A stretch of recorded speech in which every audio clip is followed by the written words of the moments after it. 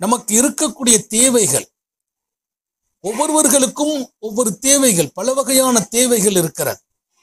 நம்முடைய தேவைகள் குறித்து நிறைய முயற்சிகள் செய்கிறோம். அந்த தேவைகள் நிறைவேறுவதற்காக மிகப்பெரிய உழைப்புகள் செய்கிறோம், அதிகமாக பாடுபடுகிறோம், பெரிய அளவிலே தியாகங்கள் செய்கிறோம். ஆனாலும் கடைசியிலே அந்த தேவைகள் நிறைவேறாமல் போய்விடுகிறது. நம்முடைய தேவைகளுக்கு பல ரூபம் இருக்கிறது.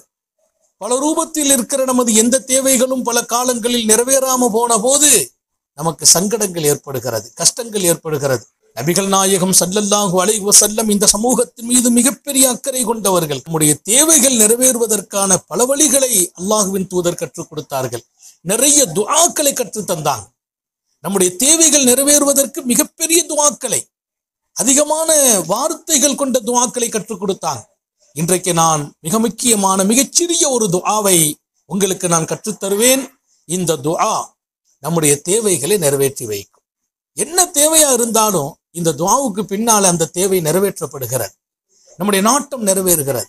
இன்னைக்கு நாட்டம் நிறைவேறணுங்கிறது தான் பல பேருடைய லட்சியம். நம்முடைய தேவை நிறைவேறுவதற்கு சொல்லி தந்தார்கள். காலையிலும் மாலையிலும் நீங்கள் இதை சொல்வதை விட்டு விடாதீர்கள். யா ஹய்யு யா கய்யூம் பிரஹ்மத்திக அஸ்தகீஸ், யா ஹய்யு யா கய்யூம் பிரஹ்மத்திக அஸ்தகீஸ். இதை தொடர்ந்து சொல்லுங்கள் என்கிறார்கள் நபிகள் நாயகம் ஸல்லல்லாஹு அலைஹி வஸல்லம். இந்த வார்த்தைகளை ஆய்வு செய்த பெருமக்கள் அல்லாஹ்வின் மிகப்பெரிய புனித திருநாமம் என்கிறார்கள். அவன் பேறுகளில் இந்த ரெண்டும், ஹய்யுன் கய்யூம் என்ற ரெண்டு வார்த்தைகளும் அவனுக்கு ரொம்ப ரொம்ப பிரியமான வார்த்தைகள். சில பேர் இதை துஆ அங்கீகரிக்கப்படுகிற வார்த்தை என்று சொல்கிறார்கள். இது இஸ்முல் ஆலம் என்று கூட சில பேர் எழுதி வைத்தார்கள், ஹய்யுன் கய்யூம் என்ற வார்த்தையை. எனவே திரும்ப திரும்ப யா ஹய்யு யா கய்யூம் பிரஹ்மத்திக அஸ்தகீஸ் சில பேர் எழுதி வச்சாங்க.